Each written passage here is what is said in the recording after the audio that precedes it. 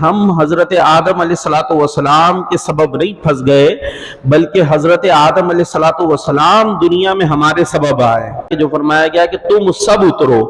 اب جمع کا صیغہ ہے، جبکہ وہاں جو افراد ہیں وہ تو دو ہی ہیں، زیادہ تو ہے ہی نہیں، تو زیادہ کو کیوں حکم دیا جا رہا ہے؟ تو یہاں جو حضرت آدم کی پشت میں یہ انسان موجود تھے، ان کے لیے کہا جا رہا ہے کہ تم زمین میں اترو۔ بڑی پیاری بات امام المفسرین حضرت عبداللہ ابن عباس رضی اللہ تعالی عنہ، ان سے روم کا بادشاہ تھا، اس نے سوال کیا اور آپ نے جو جواب دیا اس میں پورا یوں کہہ لیجئے عقدہ کھل کے سامنے آ گیا۔ حضرت آدم جنت میں تھے، اب جنت سے ان کو دنیا میں بھیج دیا۔ اس نے صرف اتنا پوچھا، یہ بتائیے کہ کوئی مہمان آپ کے گھر میں آئے تو مہمان کو کیا گھر سے نکال دیا کرتے ہیں؟ اصل میں وہ اشارہ یہی تھا کہ حضرت آدم کو اللہ نے جنت میں رکھا، جنت مہمانی کی جگہ ہے، اور حضرت آدم کو جنت سے باہر، تو وہ اشارے میں کہہ رہا تھا کہ یہ تو طریقہ ظاہر ہے، ہر کوئی جواب یہی دے گا کہ بھائی مہمان گھر میں آئے تو مہمان کو باہر نہیں نکالا جاتا، مہمان کو تو گھر میں ہی رکھا جاتا ہے، تو بھئی یہاں پر باہر کیوں نکال دیا گیا؟ تو حضرت عبداللہ ابن عباس نے بھی جواب اسی انداز سے دیا،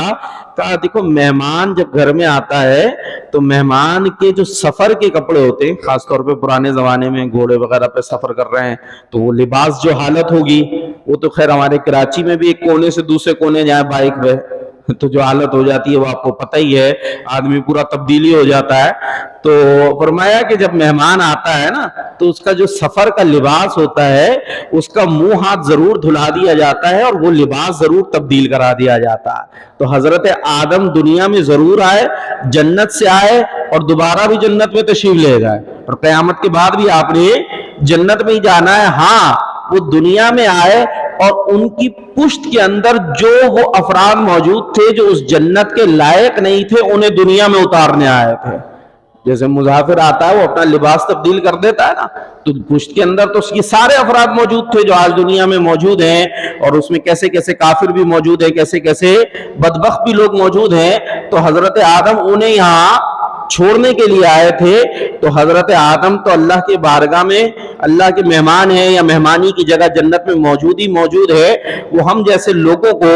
جو جنت کے لائق نہیں تھے، یعنی ایسے لوگ جو کافر ہیں خاص طور پر، یا جو فاسق فاجر بھی ہوں گے، وہ اپنی سزا پا کر پھر جنت میں جائیں گے، اور جو بدبخت کافر ہی ہیں وہ ہمیشہ کے لیے جہنم میں رہیں گے، جنت کے وہ حقدار اور لائق ہی نہیں ہے۔ تو وہ ان کو اتارنے کے لیے دنیا میں